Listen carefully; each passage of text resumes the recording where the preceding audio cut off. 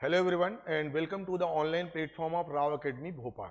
नमस्कार, आप सभी लोगों का राव एकेडमी भोपाल के ऑनलाइन प्लेटफॉर्म में बहुत बहुत स्वागत है। दोस्तों, जैसा कि आप लोगों को पता है, आने वाली जो 16 फरवरी है, 16 फरवरी 2025 को हमारा एमपीपीएससी प्रीलिम्स का एग्जाम होने वाला है। तो इस 16 फरवरी को होने वाले एमपीपीएससी एग्जाम को टारगेट करते हुए राव एकेडमी भोपाल की तरफ से एक बहुत ही इंपॉर्टेंट और कॉम्प्रिहेंसिव सीरीज शुरू की गई। यहां पर हमने टारगेट किया है कंप्लीट सिलेबस को यूनिट वाइज और एमसीक्यू के माध्यम से डिस्कस करने का, ठीक है। बट जो यूनिट 10 है, यूनिट 10 मतलब ट्राइब्स इन मध्य प्रदेश, इस टॉपिक को हमने डिटेल में डिस्कस करने का प्रॉमिस किया आप लोग, ठीक है ना। तो ये जो क्लास है, यहां पर हम यूनिट नंबर 10 डिस्कस कर रहे हैं और जिसमें स्ट्रिक्टली बात की गई है ट्राइब, मतलब अब ट्राइब से आपको 10 क्वेश्चन मिलने वाले हैं, ठीक है ना। तो ये जो क्लास है ना, बहुत ही ज्यादा इंपॉर्टेंट है आने वाले एग्जाम पॉइंट ऑफ व्यू से। इसके पहले की हमारी 6 क्लासेस हो चुकी हैं, ठीक है।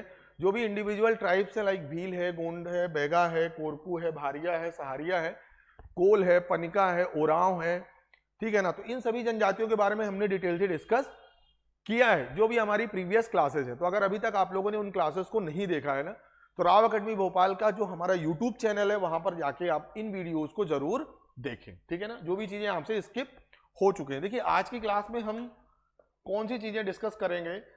Contribution of tribes, contribution of the tribes in freedom struggle. आखिर आजादी में जनजातीय जो हमारे समूह थे, जनजातीय जो लोग थे, उनका क्या योगदान है, आज की क्लास इसी टॉपिक पर होने वाली है। क्लास बहुत ज्यादा बड़ी नहीं होने वाली है, ठीक है, क्योंकि देखिए freedom struggle is a part of modern history of the Madhya Pradesh. तो वहां से हम केवल उन चीजों के बारे में डिस्कस करेंगे जहां पर ट्राइबल कंट्रीब्यूशन आपको देखने को मिलता है, ठीक है। चलिए फिर क्लास को शुरू करते हैं। और क्लास शुरू करने से पहले सबसे इंपॉर्टेंट जो नोटिफिकेशन है आप लोगों के लिए, राव एकेडमी भोपाल की तरफ से एमपीपीएससी प्रीलिम्स 2025 को टारगेट करते हुए बहुत ही इंपॉर्टेंट और कॉम्प्रिहेंसिव टेस्ट सीरीज शुरू की गई है। तो अगर अभी तक आप लोगों ने टेस्ट सीरीज के लिए इनरोल नहीं किया है, तो इस टेस्ट सीरीज को जरूर ज्वाइन करें, ठीक है, क्योंकि ये टेस्ट सीरीज मात्र 99 रुपीज में आपको मिल रही है। ऑफलाइन सेंटर आने की भी जरूरत नहीं है, आप घर बैठे इस नंबर पर कॉल कर सकते हैं 8319618002। इस नंबर पर कॉल करके खुद को टेस्ट सीरीज के लिए इनरोल कर सकते हैं, रजिस्टर कर सकते हैं, ठीक है ना। तो आगे देखेंगे। हाँ, सबसे खास बात यह है ना टेस्ट सीरीज की, कि टेस्ट सीरीज को यूनिट वाइज भी प्रिपेयर किया गया है, बहुत ही रिलेवेंट क्वेश्चंस हैं और साथ में एफएलटी भी है, मतलब फुल लेंथ टेस्ट भी है और यूनिट वाइज टेस्ट भी है। तो इससे आपकी तैयारी और भी बेहतर बनेगी। टेस्ट सीरीज को आप सभी लोगों को ज्वाइन करना है।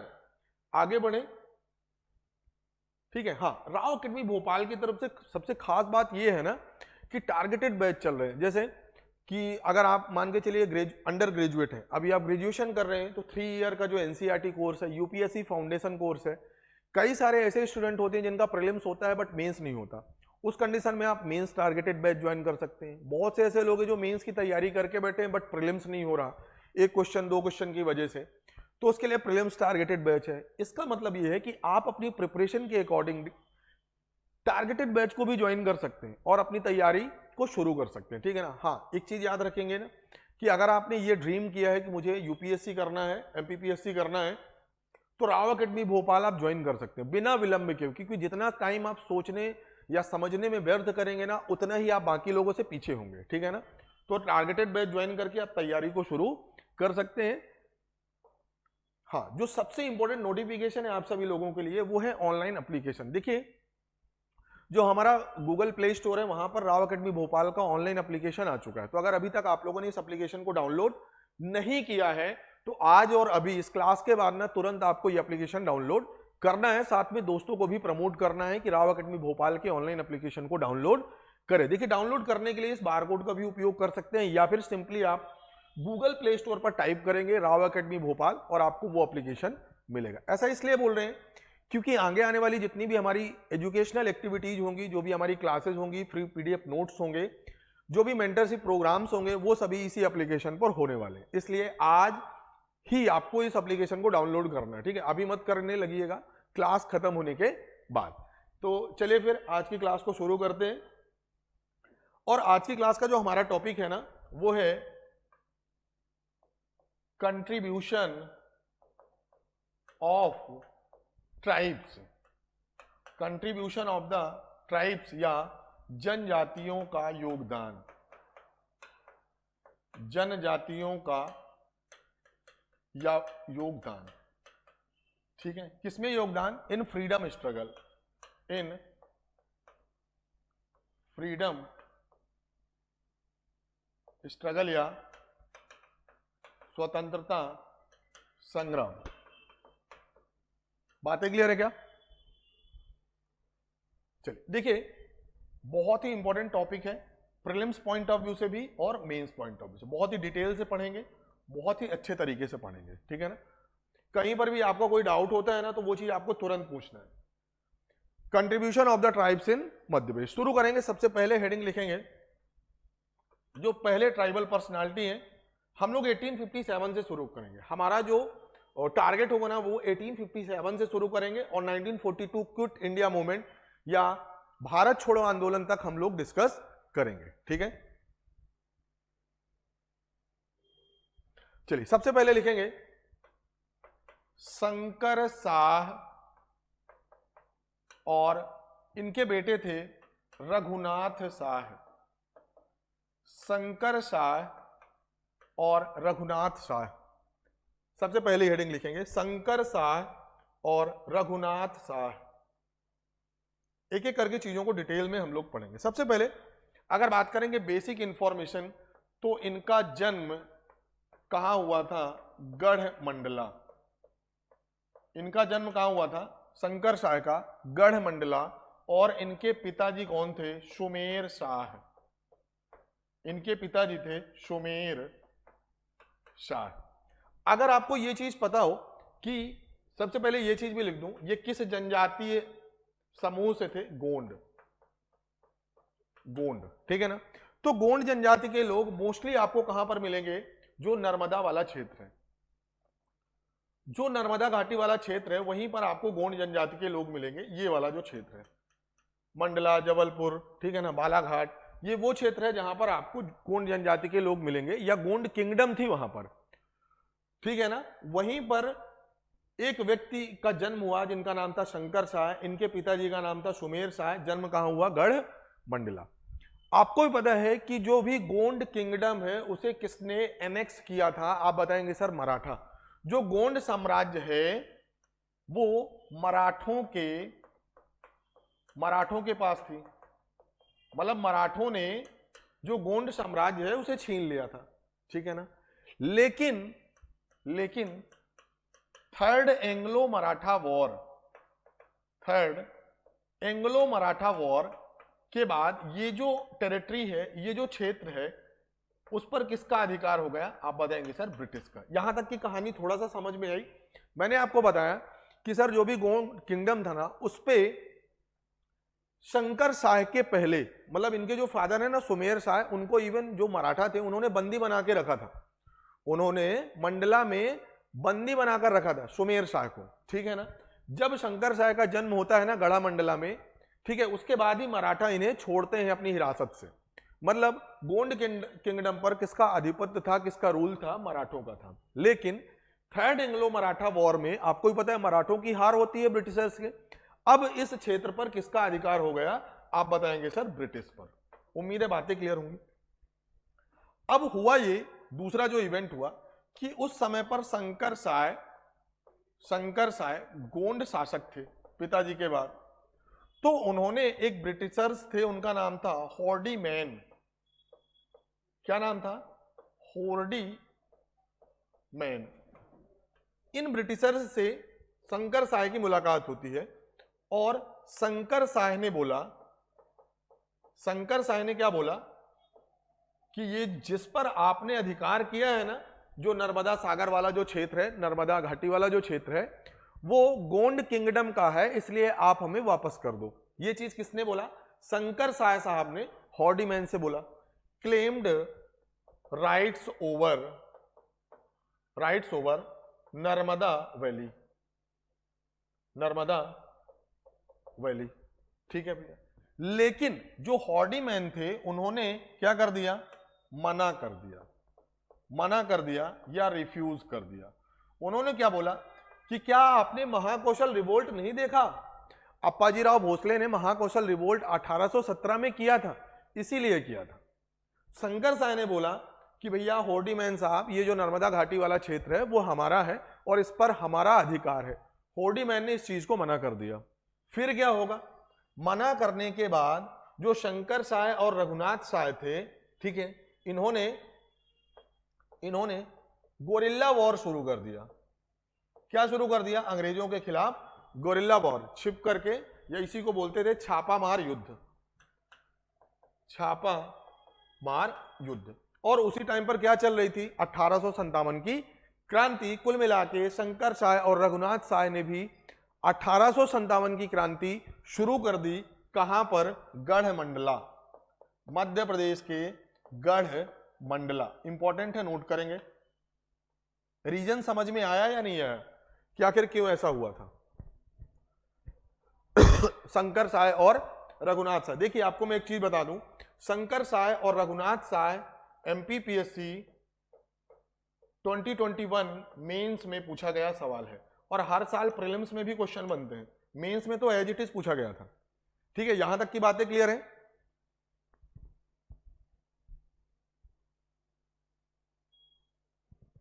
क्या बातें क्लियर है? मतलब उन्होंने गोरिल्ला वॉर शुरू कर दिया। लेकिन उस टाइम पर जो 52nd रेजिमेंट के जो कैप्टन थे, उनका नाम था कैप्टन वार्डन। कौन थे? Captain warden. ये वही कैप्टन वार्डन है जिनकी लड़ाई अभी होगी रानी अवंतीबाई से। तो कौन थे कैप्टन? सॉरी, यहां पर लिखेंगे 52nd के जो कैप्टन थे उनका नाम था captain Clark. Captain Clark, warden अलग है। कैप्टन क्लार्क, कैप्टन क्लार्क ने अपना एक, बोल सकते हैं स्पाई, उसका नाम था कुशल चंद्र। कुशल चंद्र, ये कुशल चंद्र शंकर शाह के दरबार में था। बेसिकली कुशल चंद्र को आप लिख सकते हैं ट्रेटर। इन्होंने धोखा दिया। ठीक है, इन्होंने क्या किया? कुशल चंद्र ने कैप्टन क्लार्क को शंकर शाह और रघुनाथ साय की जितनी भी एक्टिविटीज थी ना, कि वो कहाँ रह रहे हैं, किस तरीके से अटैक करते हैं, इनके पास सैनिक बल कितना है, वो सभी चीजें जानकारियां कैप्टन क्लार्क को देते थे। अकॉर्डिंगली कैप्टन क्लार्क क्या करते हैं? शंकर साय और रघुनाथ साय को कैप्चर कर लेते हैं। किसकी मदद से? कुशल चंद्र की वजह से। ये क्या थे? ट्रेटर थे, धोखेबाज थे। कैप्चर करने के बाद इन्हें जबलपुर लाया जाता है। कैप्चर करने के बाद जबलपुर लाते हैं और तोप से बांध के, टाइड विथ कैनन, तोप से बांध करके उड़ा देते हैं। फायर द कैनन, तोप में पहले बांधते हैं और देन तोप फायर कर देते हैं। ठीक है ना, मतलब तोप की मुंह में बांध के दोनों शंकर साय और रघुनाथ साय को उड़ा दिया जाता है। ठीक है ना, तो ये थी इनकी कहानी, ये था इनका योगदान 1857 की क्रांति में। ठीक है, इतना चीजें नोट करेंगे। कौन कौन सी बातें मैंने आपको बताई? सर, शंकर साय और रघुनाथ साय जिनका संबंध गोंड जनजाति से था, ठीक है ना, इनका जो प्रमुख योगदान है वो कहां पर माना जाता है? 1857 की क्रांति में। कहां पर माना जाता है? 1857 की क्रांति। अब देखिए कि 1857 की जो क्रांति है ना, उसमें हर एक व्यक्ति ने, जितने भी व्यक्तियों ने 1857 की जो लड़ाई है वो लड़ी है, वो कहीं ना कहीं उनका पर्सनल इंटरेस्ट था। यहां पर भी यही है, शंकर साय और रघुनाथ साय ने 1857 की क्रांति में आखिर क्यों पार्टिसिपेट किया? तो जैसा कि मैंने आपको बताया कि सर, जो नर्मदा सागर वाला क्षेत्र है वहां पर कभी गोंड साम्राज्य हुआ करता था, बट सुमेर शाह से मराठों ने जीत लिया था। अब मराठा वहां पर रूल कर रहे थे ऑलरेडी, लेकिन मराठों की थर्ड एंग्लो मराठा वॉर में अंग्रेजों से हार हुई। अब वहां पर किसका कब्जा हो गया? अंग्रेजों का हो गया। बिल्कुल सही बात है। तो अंग्रेजों की इस टेरिटरी पर, जो कि थर्ड एंग्लो मराठा वॉर के बाद अंग्रेजों ने जीता था, उस पर किसने अपना अधिकार बताने की कोशिश की या बोला कि भैया यहां पर हमारा अधिकार है, ये हमारा क्षेत्र है? ये बात की शंकर शाह ने, और हॉर्डीमैन साहब जो कि वहां के एडमिनिस्ट्रेटर थे, उन्होंने साफ मना कर दिया कि ऐसा कुछ भी नहीं है, ये ब्रिटिश के अंतर्गत है और यहाँ पर जितना भी रूल होगा वो ब्रिटिश के अकॉर्डिंग होगा। और इसी वजह से शंकर साय और रघुनाथ साय ने अंग्रेजों के खिलाफ गोरिल्ला वॉर या छापेमार युद्ध शुरू कर दिया, या यहीं से 1857 की क्रांति की शुरुआत होती है गढ़मंडला में। ठीक है, फिर मैंने आपको बताया कि कैप्टन क्लार्क थे जो कि 52nd रेजिमेंट के कैप्टन थे, उन्होंने शंकर साय और रघुनाथ साय के कोर्ट में या उनके साथ में एक ट्रेटर फिट करके रखा था, उसका नाम था कुशल चंद्र, जो कि जितनी भी सीक्रेट इंफॉर्मेशन थी वो किसको देते थे, कैप्टन क्लार्क को। अकॉर्डिंगली कैप्टन क्लार्क कुशल चंद्र की मदद से इन दोनों शंकर साय और रघुनाथ साय को पकड़ते हैं और जबलपुर में इनका ट्रायल होता है। बाद में इन्हें बोलते हैं ना देशद्रोह, इनके ऊपर देशद्रोह का केस लगाया जाता है और इन दोनों को तोप से बांध के उड़ा दिया जाता है। तो कुछ इस तरीके से इनके द्वारा ये योगदान है। ठीक है ना, इंपॉर्टेंट फैक्ट जो आपको नोट करना है, पहले इतनी चीजें लिखेंगे या स्क्रीनशॉट लेंगे।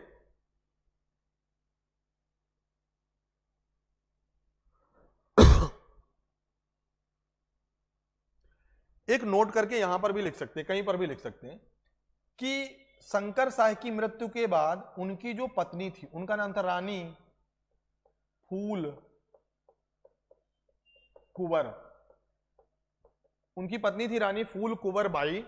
इन्होंने मृत्यु के बाद 1857 की क्रांति का नेतृत्व किया। तो अगर कभी आपसे पूछ ले कि फूल कुंवर बाई कौन थी, या 3 मार्कर में कभी मेंस में पूछ ले कि फूल कुंवर बाई कौन थी, तो आप बताएंगे सर शंकर साय की पत्नी थी। और शंकर साय और रघुनाथ साय की मृत्यु के बाद गढ़मंडला में इन्होंने 1857 की क्रांति को आगे बढ़ाया।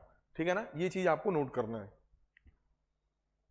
फूल कुंवर बाई इंपॉर्टेंट है, कहीं भी नोट करके लिखेंगे। शंकर साय की मृत्यु के बाद उनकी पत्नी रानी फूल कुंवर बाई ने 1857 की क्रांति का नेतृत्व किया। कहां पर, गढ़मंडला।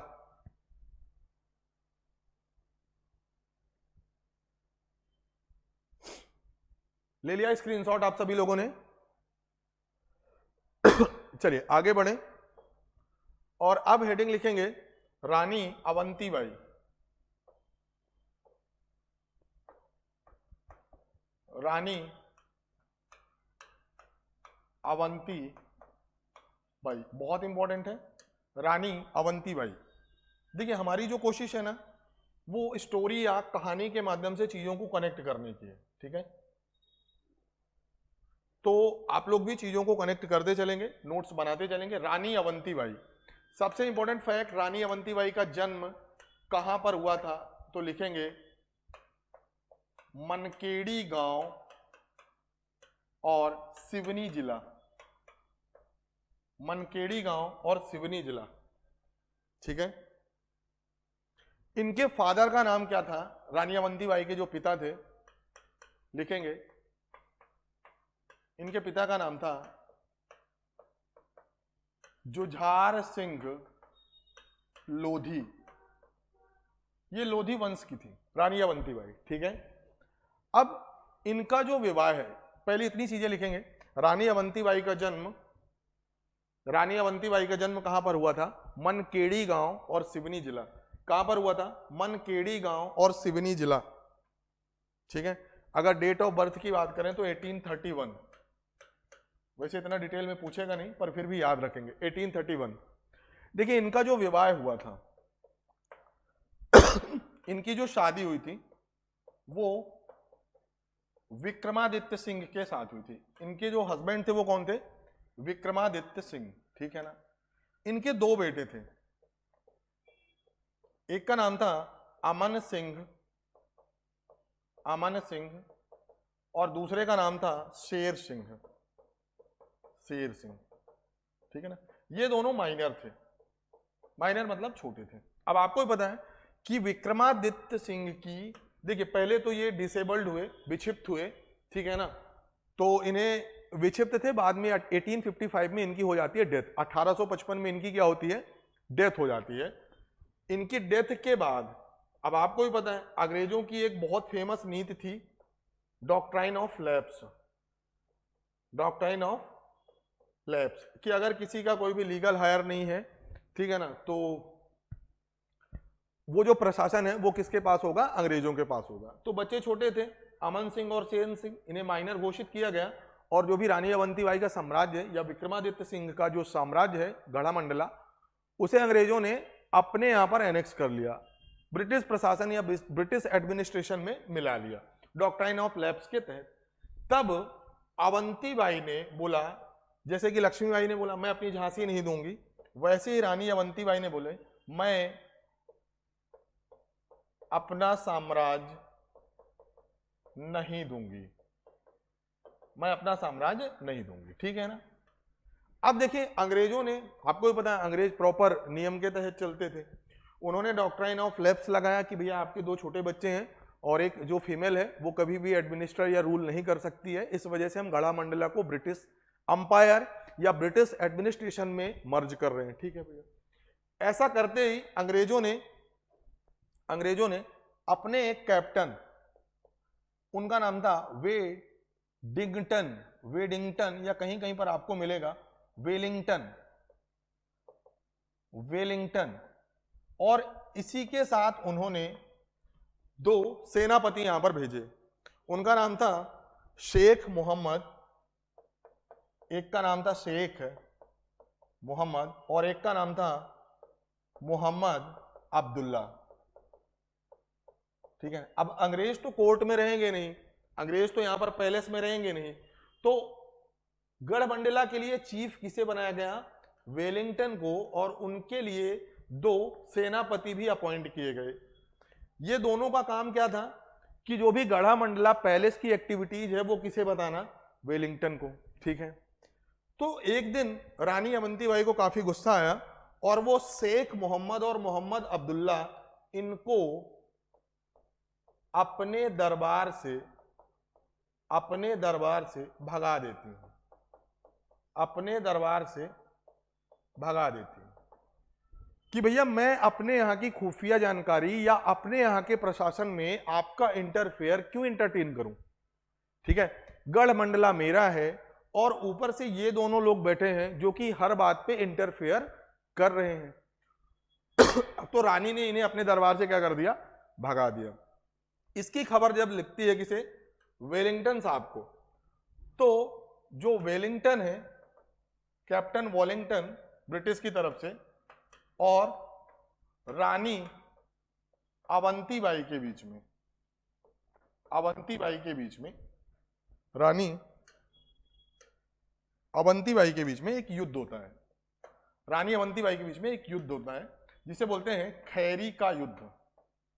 खैरी मंडला जिले में एक जगह है, गांव है, खैरी का युद्ध होता है। ये कब की बात है? 1858 की बात है। कब की बात है? 1858 युद्ध होगा। ठीक है। खैरी के युद्ध में रानी की जीत होती है, रानी की जीत होती है। इंपॉर्टेंट बात है, नोट करेंगे। खैरी के युद्ध में रानी अवंतीबाई ने कैप्टन वेलिंगटन को हरा दिया। ठीक है। और रानी कहां की तरफ बढ़ गई?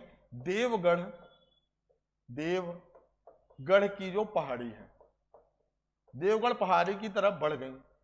इस चीज की जानकारी किसे लगी? Captain warden. किसे लगी? Captain warden. और कैप्टन वार्डन ज्यादा सैनिकों के साथ देवगढ़ की तरफ बढ़ चले, जहां पर उन्हें पता था कि रानी यहां पर स्टे कर रही है या रानी यहां पर छिपी हुई है। ठीक है। अब यहां पर एक युद्ध और आपको नोट करना है, बैटल ऑफ देवगढ़ या देवगढ़ का युद्ध। देखिए अब कैप्टन वार्डन के पास बहुत ज्यादा सैनिक थे, आधुनिक हथियार थे।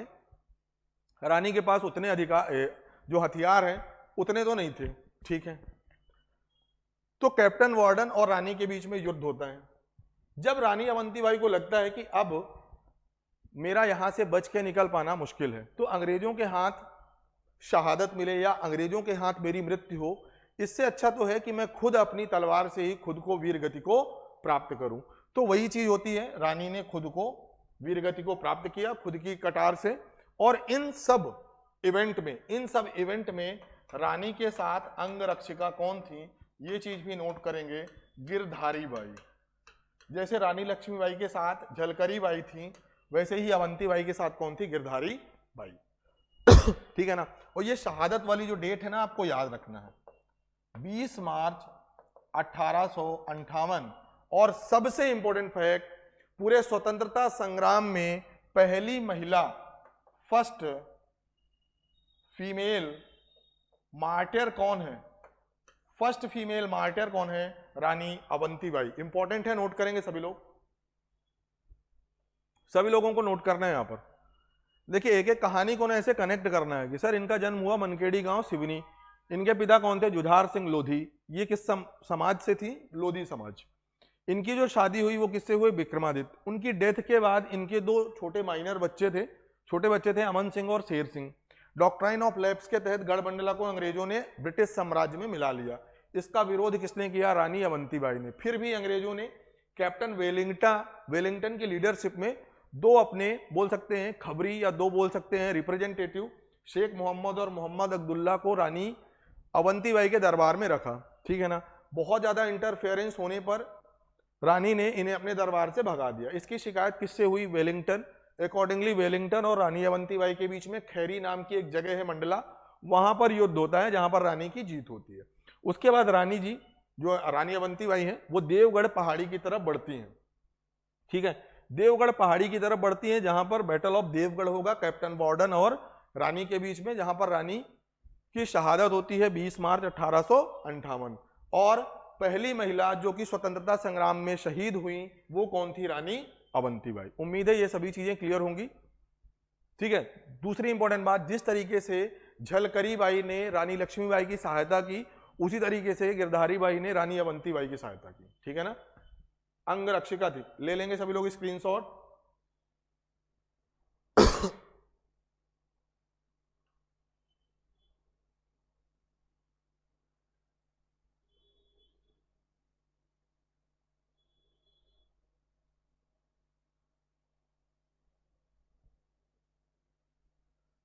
चलिए कोशिश करेंगे ना साथ में लिखने की, बट अगर नहीं लिख पा रहे हैं तो स्क्रीनशॉट तो लेना ही है।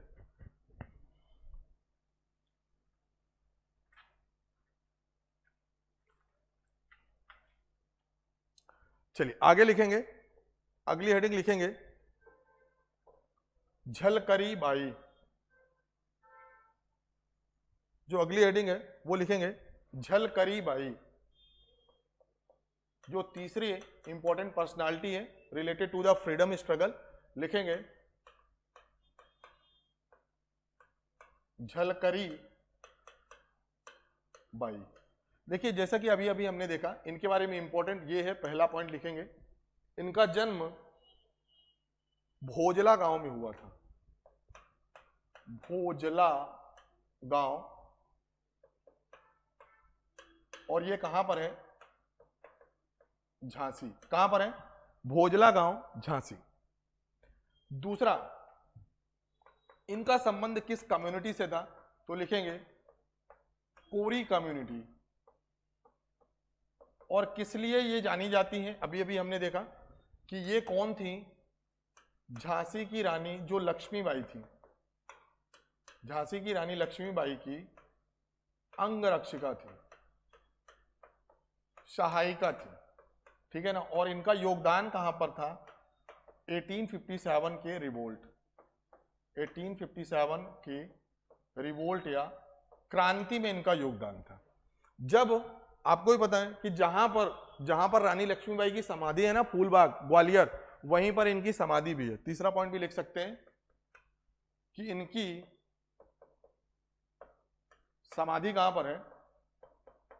Gwalior, near by Rani Lakshmibai tomb. ये सभी चीजें आपको नोट करते चलना है, कहीं से भी प्रीलिम्स में पूछ सकते हैं सवाल, या मेंस में सिंपल सा एक नाम लिखा जाएगा और आपको उनके बारे में 3 पॉइंट लिखना रहता है। ठीक है। चलिए आगे लिखेंगे, और जो अगली इंपॉर्टेंट पर्सनालिटी है उनका नाम है तांत्या भील। तांत्या भील, या इन्हीं को बोलते हैं तांत्या मामा। सभी लोग नोट करेंगे फिर आगे बढ़ेंगे। तांत्या भील या तांत्या मामा,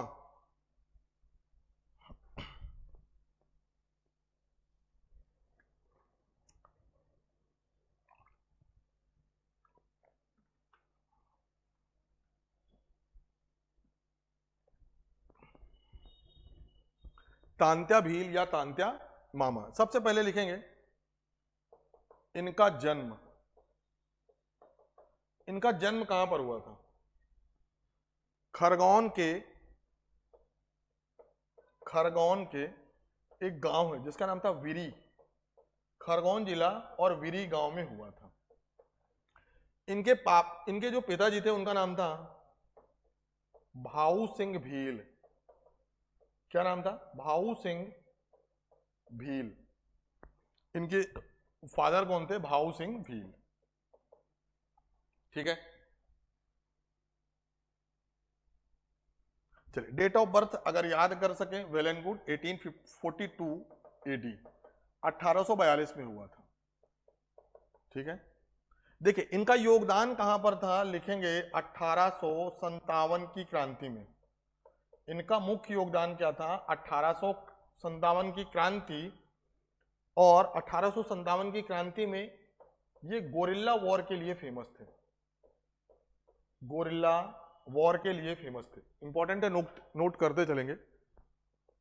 तीसरी इंपॉर्टेंट बात अगर बात करें, इन्हें इंडियन रॉबिन हुड बोला जाता है। ये रॉबिन हुड का कैरेक्टर आपको पता हो तो अच्छी बात है। रॉबिन हुड का मतलब क्या होता है कि पैसे वालों को लूटना, गरीबों में उसे बांटना, गरीबों का भला करना, कुछ इस तरीके का काम होता है रॉबिन हुड का। तो इंडियन रॉबिन हुड किसे बोला जाता है? तांत्या भील को। और जो हमारे खांजिया नायक होंगे उन्हें रॉबिन हुड ऑफ निमार बोला जाएगा। तो कंफ्यूज नहीं होना, इन्हें इंडियन रॉबिन हुड भी बोला जाता है। 1857 की क्रांति में गोरिल्ला वॉर के लिए काफी ये प्रसिद्ध थे। अच्छा, कई बार ये सवाल पूछा जाता है कि ये 1857 की क्रांति में किसके कहने पर या किससे मोटिवेट होकर के आए थे ना, तो किसी को पता है क्या? उनका नाम है तात्या टोपे। क्या नाम था? तात्या टोपे के कहने पर या तात्या टोपे से मोटिवेट होकर उन्होंने 1857 की क्रांति में हिस्सा लिया था। कौन? तांत्या भील या तांत्या मामा। ठीक है,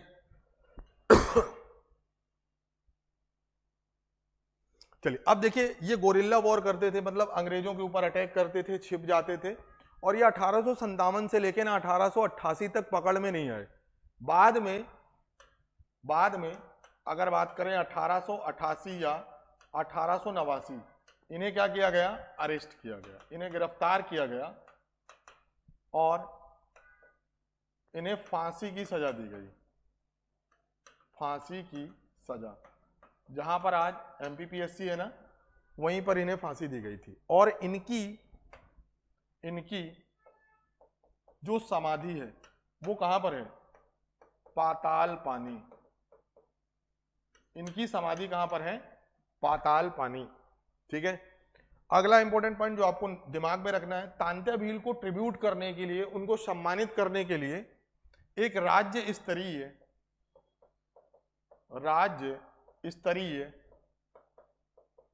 तांत्या भील सम्मान भी मध्य प्रदेश सरकार देती है।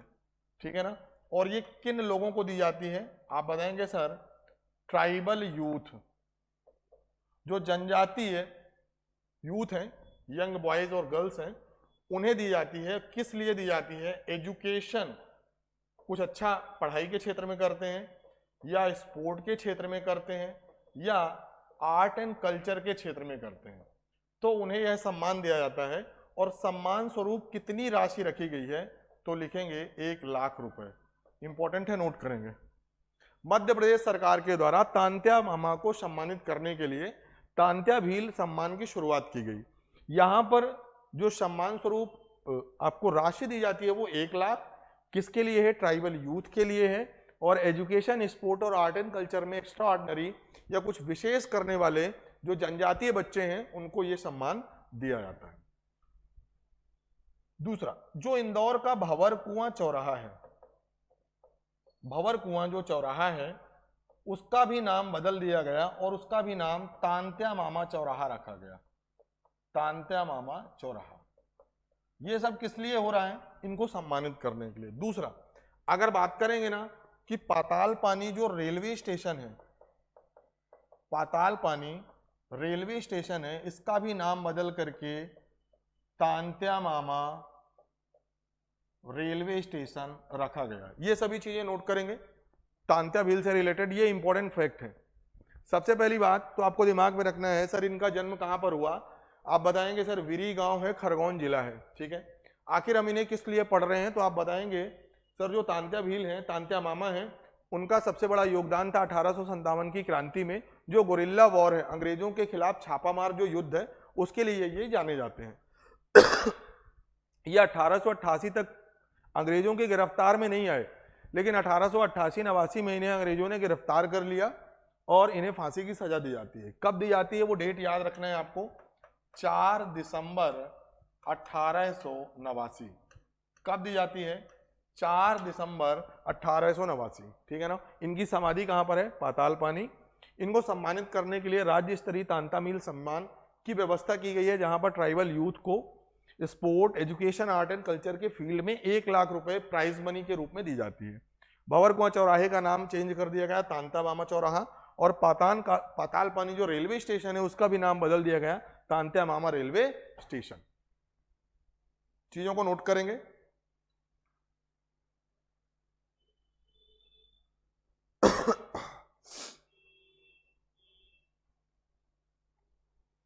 चीजों को नोट करेंगे। चलिए आगे बढ़े। अब इंपॉर्टेंट पर्सनालिटी है, लिखेंगे भीमा नायक, लिखेंगे भीमा नायक, हेडिंग लिखेंगे भीमा नायक। इंपॉर्टेंट पर्सनालिटी है भीमा नायक, ठीक है। देखिए इनका जो जन्म है वो पंचमहोली नाम का एक गांव है, कहां पर, बड़वानी जिले में। बड़वानी के पंचमहोली गांव में हुआ। इनके पिता का नाम था धन सिंह नायक, धन सिंह नायक। ये धन सिंह नायक ना, आपको बता दूं एक छोटी सी कहानी है। अंग्रेजों के जमाने में, अंग्रेजों की सरकार में या अंग्रेजों के प्रशासन में एक वॉचमैन का काम किया करते थे। इनकी डेथ के बाद वहां पर वॉचमैन का काम कौन करने लगे, भीमा नायक, ठीक है ना। अनुकंपा नियुक्ति मिल गई थी भीमा नायक। तो ये भीमा नायक 1857 की क्रांति में किसके कहने पर आए, तांत्या भील के कहने पर। तांत्या भील के कहने पर भीमा नायक ने बड़वानी जिले या सेंधवा वाला जो क्षेत्र है वहां पर उन्होंने 1857 की क्रांति की शुरुआत की। बातें क्लियर है क्या। चलिए दूसरा इंपॉर्टेंट पॉइंट, इन्हें निमार का रॉबिन हुड बोला जाता है। निमार का रॉबिन हुड बोला जाता है। किस लिए जाने जाते हैं, तो लिखेंगे सेंधवा जो क्षेत्र है बड़वानी वाला, वहां पर इन्होंने 1857 की क्रांति का नेतृत्व किया। 1857 की क्रांति का नेतृत्व किया, ठीक है ना। ये खास बात है। अब देखिए अगर कोई भी ट्राइब है ना, जो भी ट्राइब है वो जनरली गोरिल्ला वॉर के लिए जानी जाती है। जितनी भी ट्राइब्स है, गोरिल्ला वॉर मतलब होता है छापेमार युद्ध। क्या होता है, छापेमार युद्ध के लिए। तो यहां पर भी ये जो भीमा नायक थे, इन्होंने सेंधवा क्षेत्र में 1857 की क्रांति का नेतृत्व किया। इसका मतलब इन्होंने अंग्रेजों के खिलाफ लड़ाई लड़ी, और वो जो लड़ाई लड़ने का तरीका था वो छापामार युद्ध था, ठीक है। दूसरा, इन्होंने एक आर्मी बनाई थी, उसका नाम था तीर कमान। उन्होंने एक आर्मी बनाई थी और उस आर्मी का नाम था तीर कमान बटालियन। क्या नाम था, तीर कमान बटालियन, ठीक है ना। अब देखिए ये जो भीमा नायक थे, तांत्या भील थे, ठीक है, खाज्या नायक थे, ये सब एक ही टीम में थे, ठीक है ना। 1857 की क्रांति में ही लड़ाइयां लड़ रहे थे, ठीक है ना। चलिए, तो जो भीमा नायक हैं उन्होंने एक सेना या सैनिक टुकड़ी बनाया था, उनका नाम था तीर कमान बटालियन, ठीक है ना। एक फेमस आपको युद्ध याद रखना है, बैटल, उसका नाम है अंबा पानी का युद्ध। क्या नाम है, अंबा पानी का युद्ध, याद रखेंगे। और ये जो डेट है ना वो भी याद रखेंगे, अंबापानी का युद्ध 11 अप्रैल 1858 को हुआ था।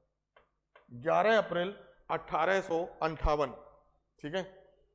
अंबापानी का युद्ध, एक तरफ लड़ रहे थे अंग्रेजों की तरफ से, जो कैप्टन थे उनका नाम था जेम्स आउटरम, और यहां तरफ से भीलों की तरफ से थे भीमा नायक। भीमा नायक, भीमा नायक के जो ब्रदर इन लॉ थे उनका नाम था खांजिया नायक, और खांजिया नायक के बेटे थे दौलत सिंह। ये तीन इंपॉर्टेंट है, नोट करेंगे। कौन कौन थे? भीमा नायक थे, भीमा नायक के जो ब्रदर इन लॉ थे, ब्रदर इन लॉ साले साहब थे, वो थे खांजिया नायक, और खांजिया नायक के बेटे थे दौलत सिंह। ये तीन लोग का याद रखना है। इस अंबापानी के युद्ध में लिखेंगे तीर कमान बटालियन की जीत हुई। इंपॉर्टेंट है, नोट करेंगे। लेकिन यहां पर एक चीज ध्यान देने वाली बात है कि ये जो खांजिया नायक थे और जो दौलत सिंह थे, ये शहीद हुए इस युद्ध में। ये क्या हुए? शहीद हो गए। कौन कौन? खांजिया नायक और उनके बेटे दौलत सिंह, ठीक है ना। अंग्रेजों की तरफ से कौन लड़ रहे थे? James Outram. इंपॉर्टेंट है। इस अंबापानी के युद्ध में तीर कमान बटालियन की क्या होती है? जीत होती है, ठीक है।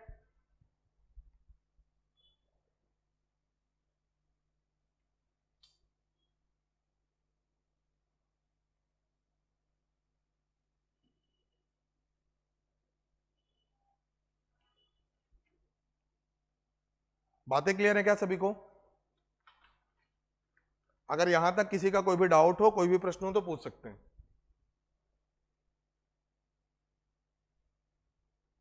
ठीक है। बाद में क्या होता है, भीमा नायक को भी अंग्रेज अरेस्ट करते हैं और इनको काला पानी की सजा सुनाते हैं।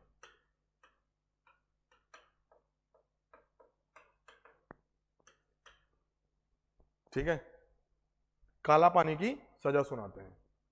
उम्मीद है यहां तक चीजें क्लियर होंगी। थोड़ा भी कोई डाउट हो ना तो पूछ सकते हैं।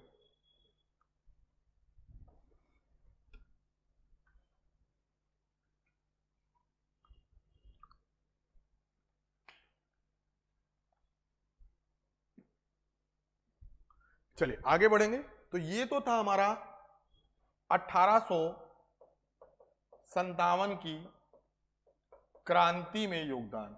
तो ये एक सिंगल क्वेश्चन भी पूछा जा सकता है 11 मार्क्स मेंस में, कि डिस्क्राइब या फिर discuss the contribution of the tribals in 1857 revolt. तो ये सभी चीजें आपको डिस्कस कर देना है, जितनी भी चीजें हमने पढ़ी है, ठीक है ना।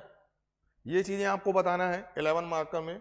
ये चीज आपको लिखना है रानी अवंतीबाई के बारे में, भीमा नायक, तांत्या भील, ठीक है ना। ये सभी चीजें आपको लिखना है। These are the personalities which have contributed in the 1857 revolt. अब शुरू करते हैं हम जो हमारा स्ट्रगल है, और उसमें से सबसे इंपॉर्टेंट है, हेडिंग लिखेंगे, इसी को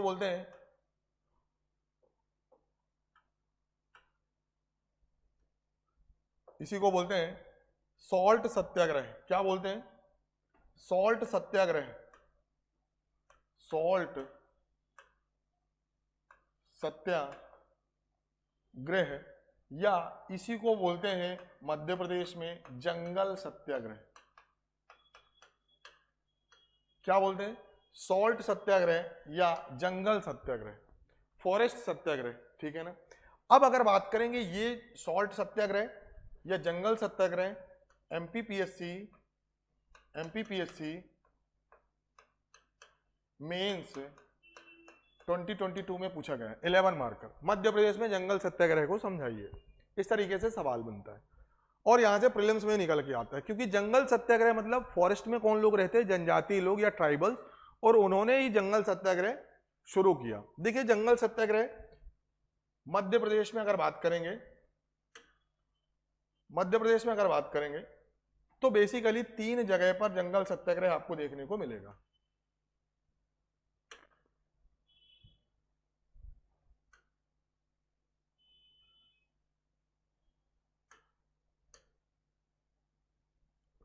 ठीक है, कहां कहां पर देखने को मिलेगा आइए समझते हैं। सबसे पहला जो सत्याग्रह है उसे बोलते हैं तुरिया। अच्छा, इस सत्याग्रह को समझने के पहले ना कुछ मैं आपको बेसिक्स बता दूं।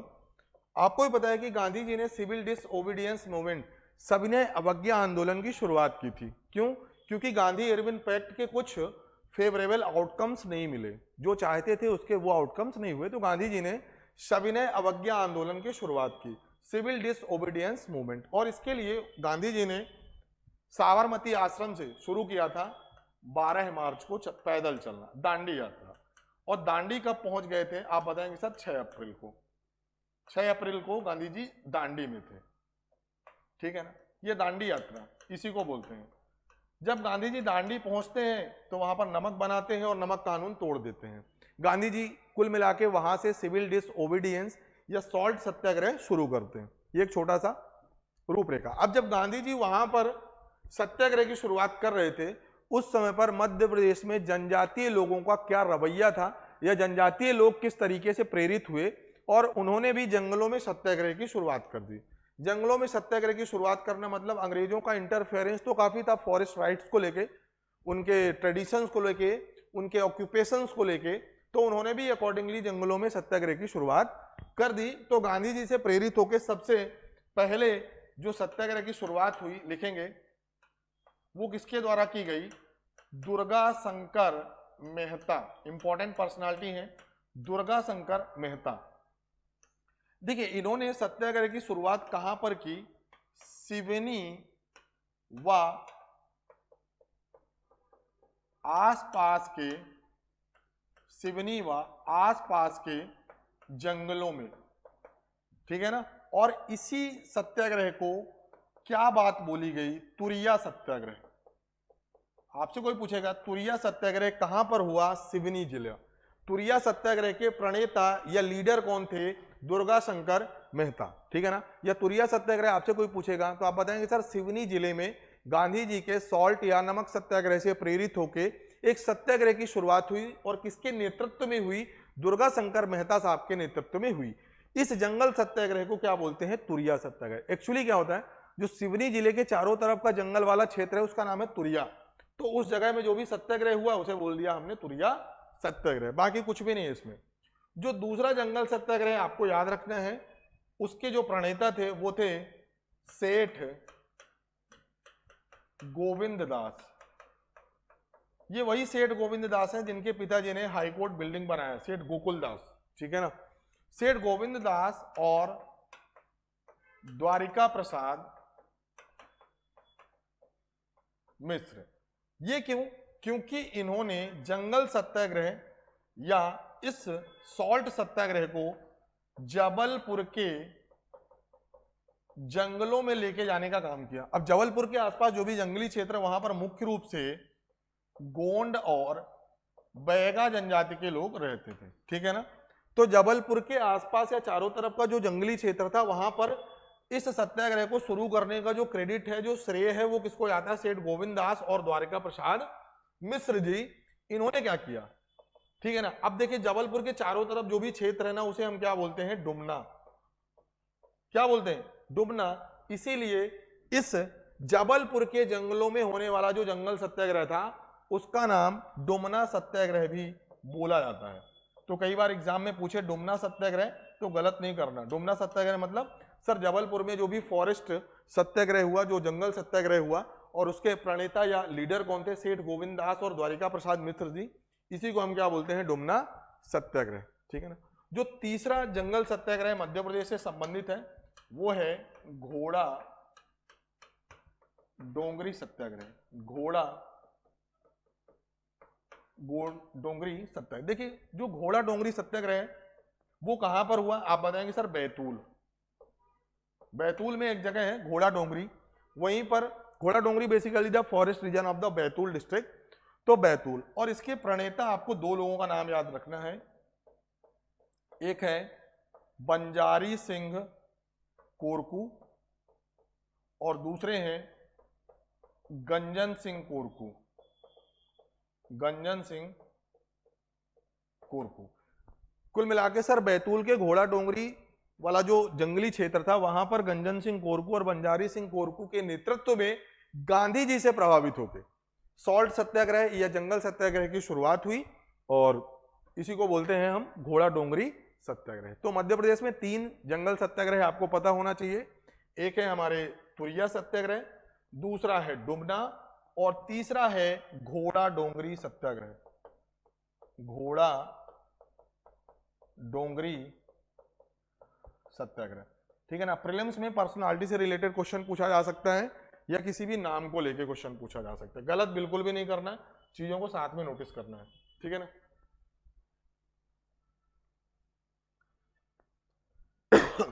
कौन कौन है? एक है, बता देंगे सर आप लोग, कि तुरिया सत्याग्रह। आपको बता दूं तुरिया सत्याग्रह के बारे में एमपीपीएससी 2019 मेंस में पूछा गया है, तुरिया सत्याग्रह, ठीक है ना। घोड़ा डोंगरी कई बार पेपर में पूछा गया, प्रीलिम्स हो मेंस हो हर जगह पूछा गया है, ठीक है ना। तो यही सब चीजें आपको बताना है, यही सब चीजें आपको लिखना है।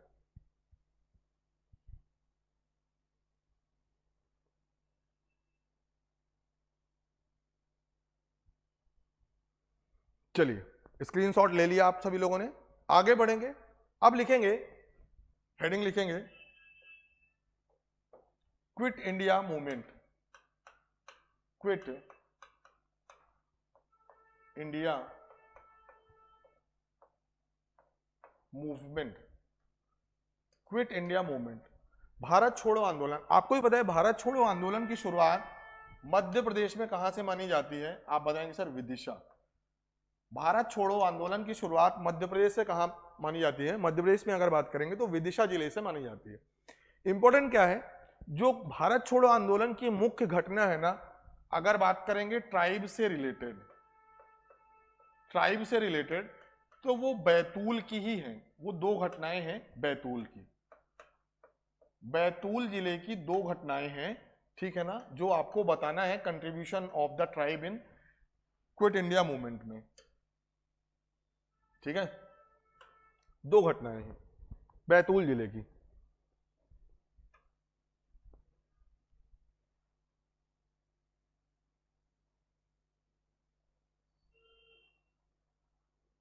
चलिए एक घटना ये है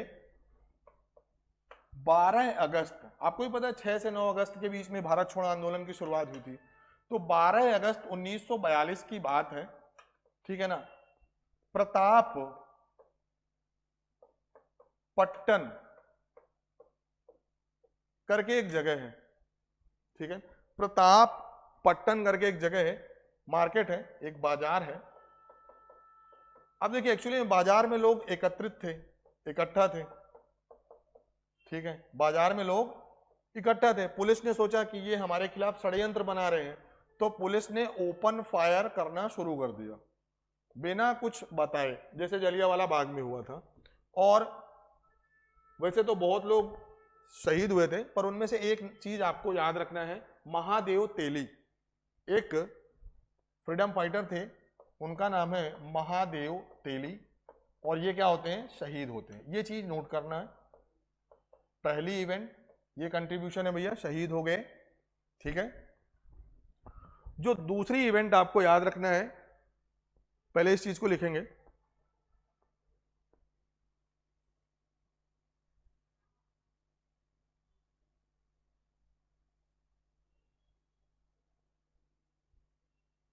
जो दूसरी इवेंट है वो ये है, बैतूल का जो घोड़ा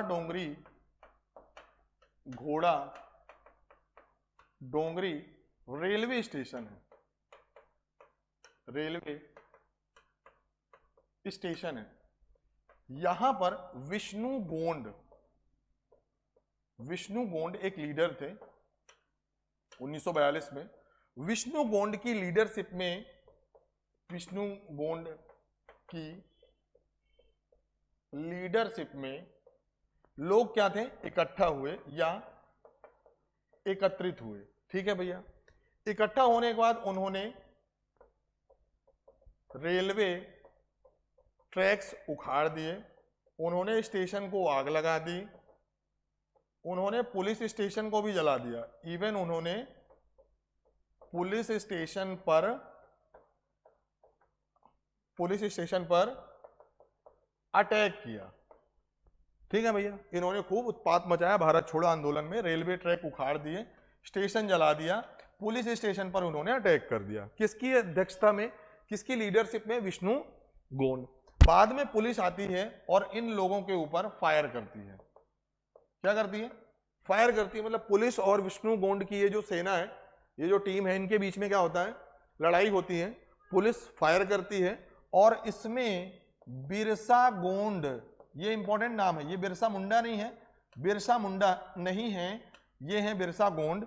बिरसा गोंड शहीद हो जाते हैं, शहीद हो जाते हैं। तो ये इंपॉर्टेंट इवेंट है। ये दो चीजें हैं, आपको नोट करेंगे और चीजों को याद करने की कोशिश करेंगे। ठीक है ना? तो भारत छोड़ो आंदोलन में जो मुख्य घटनाएं हैं वो आपको बैतूल में देखने को मिलती हैं। एक तो है 12 अगस्त 1942 को लोग इकट्ठा होते हैं, ठीक है ना, प्रतापपट्टन नाम की मार्केट पर, और पुलिस आती है, ओपन फायर करती है, जिसमें महादेव तेली नाम के जो शख्स हैं वो शहीद होते हैं, हमारे जो स्वतंत्रता संग्राम सेनानी थे। दूसरा इवेंट आपको घोड़ा डोंगरी रेलवे स्टेशन का याद रखना है कि यहाँ पर विष्णु गोंड की अध्यक्षता या लीडरशिप में लोग इकट्ठा होते हैं, रेलवे ट्रैक उखाड़ देते हैं, स्टेशन को जला देते हैं और जो नियर बाय पुलिस स्टेशन है वहां पर भी अटैक करते हैं। उसके बाद, ठीक है ना, पुलिस और बल के साथ आती है और विष्णु गोंड की ये जो टीम है और पुलिस के बीच में क्या होती है? फायरिंग होती है, जिसमें बिरसा गोंड नाम के जो स्वतंत्रता संग्राम सेनानी थे वो शहीद हो जाते हैं। उम्मीद है यहां तक बातें क्लियर होंगी।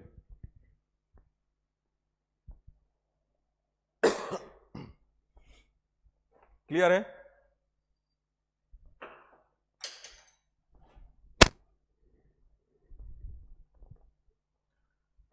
चलिए आगे बढ़े। उसके पहले एक चीज नोटिफिकेशन है आप सभी लोगों के लिए कि आने वाले एमपीपीएससी प्रीलिम्स एग्जाम को टारगेट करते हुए राव अकेडमी भोपाल की तरफ से बहुत ही कॉम्प्रिहेंसिव और बहुत ही इंपॉर्टेंट टेस्ट सीरीज शुरू की गई। ये टेस्ट सीरीज आपको मात्र 99 रुपीज में मिलने वाली है। ठीक है ना? तो बिना विलंब के हुए इस नंबर पर कॉल करके 8319618002 इस पर कॉल करके आप खुद को टेस्ट सीरीज के लिए रजिस्टर करिए और बिल्कुल देरी मत करिए। देखिए जो टेस्ट सीरीज है ना, बहुत ही प्रॉपरली और कॉम्प्रिहेंसिव मैनर में डिजाइन की गई है। यहाँ पर यूनिट वाइज क्वेश्चंस को भी रखा गया है और साथ में फुल लेंथ टेस्ट भी है। ठीक है ना? तो इस तरीके से आप बहुत ही प्रिसाइजली अपनी प्रिपरेशन को जांच सकते हैं कि हाँ अभी आपसे कौन कौन से टॉपिक छूट गए हैं या कौन कौन से टॉपिक आपसे कमजोर हैं। ठीक है ना? जहां पर आपको ज्यादा ध्यान देने की जरूरत है। ये सभी चीजें आपको तब पता चलेंगी ना जब आप लोग टेस्ट सीरीज लगाएंगे, अपना स्कोर एनालिसिस करेंगे। अगर टेस्ट सीरीज में अगर आप लोगों के 80+ हैं तब आप समझिए कि हाँ आप सेफ हैं, क्योंकि जिस हिसाब से एमपीपीएससी में आने वाली पोस्ट है और जिस हिसाब से अभी कट ऑफ जा रहा है ना, तो 80+ ही स्कोर होना चाहिए आपका टेस्ट सीरीज में। ठीक है? चलिए आगे बढ़े। ये हमारे हैं टारगेटेड बैच, मतलब राव अकेडमी भोपाल की तरफ से टारगेटेड बैच भी चल रहे हैं। तो आप अपनी प्रिपरेशन के अकॉर्डिंग, अपनी कंडीशन के अकॉर्डिंग, ठीक है ना, किसी भी टारगेटेड बैच को ज्वाइन करके अपनी तैयारी को शुरू कर सकते हैं। ठीक है ना? हाँ, सबसे इंपॉर्टेंट नोटिफिकेशन ये है, राव अकेडमी भोपाल का online application Google play store पर आ चुका है। तो अगर अभी तक आप लोगों ने इस एप्लीकेशन को डाउनलोड नहीं किया तो प्लीज आज अभी क्लास खत्म होने के बाद इस एप्लीकेशन को जरूर ज्वाइन करें, डाउनलोड करें और दोस्तों को भी प्रमोट करें कि हाँ राव अकेडमी भोपाल का जो ऑनलाइन एप्लीकेशन है उसे डाउनलोड करना चाहिए। इसका इंपॉर्टेंस मैं आपको बता दूं कि आने वाली जितनी भी हमारी एजुकेशनल एक्टिविटीज हैं, चाहे वो हमारी फ्री वीडियोज हो, चाहे वो फ्री का कंटेंट हो, टेस्ट सीरीज हो या फिर मेंटरशिप प्रोग्राम हो, वो सभी इसी एप्लीकेशन पर होने वाले हैं। देखिए डाउनलोड करने के लिए इस बारकोड का उपयोग कर सकते हैं या फिर सिंपली आपको गूगल प्ले स्टोर पर राव अकेडमी भोपाल टाइप करना है और एप्लीकेशन को डाउनलोड करना है। ठीक है?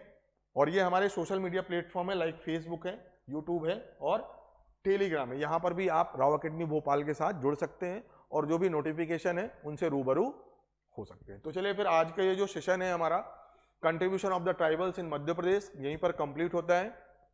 हमने बहुत सी इंपॉर्टेंट पर्सनालिटीज को भी यहाँ पर डिस्कस किया, उनका क्या रोल था 1857 के रिवोल्ट में, उनका क्या रोल था सॉल्ट सत्याग्रह में, उनका क्या रोल या कौन सी मेजर इवेंट्स थी क्विट इंडिया मूवमेंट या भारत छोड़ो आंदोलन में। तो इस तरीके से हमने डिटेल में पढ़ने समझने की कोशिश की है। ठीक है ना? सो आज के सेशन को यहीं पर समाप्त कर दें। आई होप आप लोगों को आज का ये सेशन अच्छा लगा होगा। तो क्लास को लाइक करना है, चैनल को सब्सक्राइब करना है और सबसे इंपॉर्टेंट दोस्तों के साथ शेयर करना है। ठीक है ना? So thank you class and wish you all the best.